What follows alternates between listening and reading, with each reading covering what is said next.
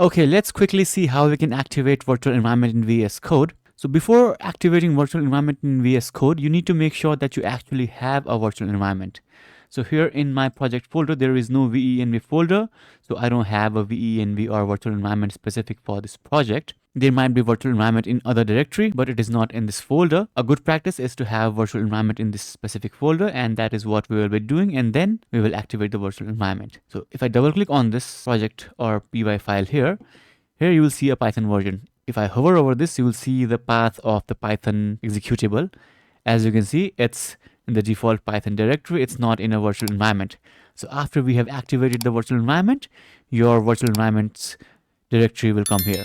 So go to terminal and first create a virtual environment inside the project directory, as that is the standard way to do it. So enter this command python-m, then type venv, and here you can give any name like my venv and so on, but the standard practice is to just use venv, so that's what we will do. Hit enter and a new virtual environment will be created. As soon as you create the virtual environment, Visual Studio Code will give you this pop-up that says, we notice the new virtual environment has been created. Do you want to select it for the workspace folder? You can just hit yes, but that's not what we will do right now because this will not pop up next time you open VS Code.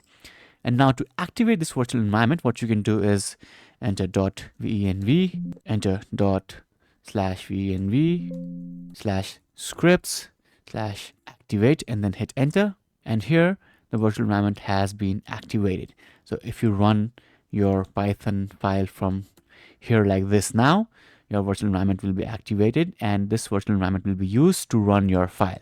Okay, now if you run Python like this, still global Python will be used. So to change that, just click here and choose your virtual environment path. That is this one. See, .venv scripts python.exe. Now if you run your file from terminal or directly by clicking here, the Python in virtual environment will be used. If you have any questions, let me know in the comments below.